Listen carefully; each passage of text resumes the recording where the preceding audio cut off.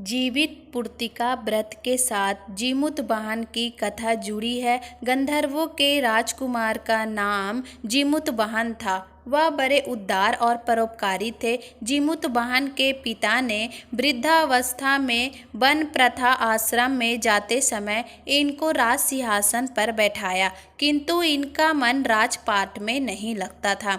वह राज का भार अपने भाइयों पर छोड़कर स्वयं वन में पिता की सेवा करने चले गए। वहीं पर उनका माल्यवती नामक राजकन्या से विवाह हो गया। एक दिन जब वन में भ्रमण करते हुए जीमूतवाहन काफी आगे चले गए, तब उन्हें एक वृद्धा विलाप करते हुए दिखी। इनके पूछने पर वृद्धा ने रोते हुए बताया, मैं नागा वंश की स्त्री हूँ और मुझे एक ही पुत्र है। पक्षी राज गरुड़ के सामने नागों ने उन्हें प्रतिदिन भक्षण हेतु एक नाग सौंपने की प्रतिज्ञा की हुई है। आज मेरे पुत्र शंखचूड़ा की बलि का दिन है। जीमूतवाहन ने वृद्धा को आश्वस्त करते हुए कहा, डरो मत, मैं तुम्हारे पुत्र के प्राणों की रक्षा करूंगा।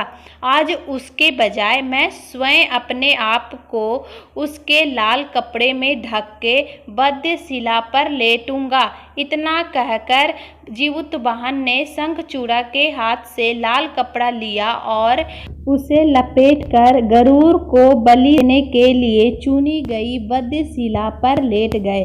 नियत समय पर गरुड़ बड़े वेग से आए और वे लाल कपड़ा में ढके जीमूतवाहकों के पंजों में दबोचकर पहाड़ के शिखर पर जा बैठ गए। अपने चुंगल में गिरफ्तारी प्राणी की आंखों में आंसू और मुंह में आह निकलता ना देखकर गरुड़ जी बड़े आश्चर्य में पड़ गए।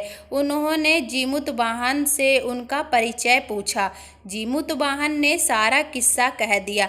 गरुड़ जी उनकी बहादुरी और दूसरों की प्राण रक्षा करने में स्वयं का बलिदान देने की हिम्मत से बहुत ही प्रभावित हुए।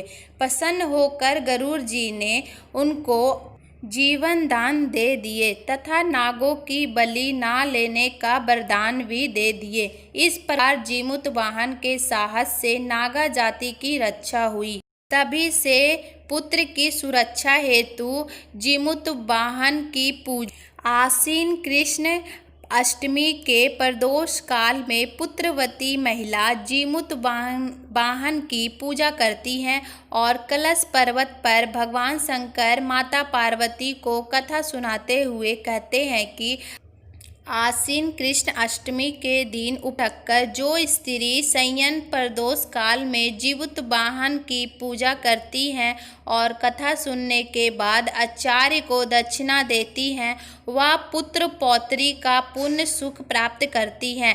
व्रत का पासारण दूसरे दिन अष्टमी तिथि की समाप्ति के बाद किया जाता है। यह व्रत अत्यंत फलदायी है।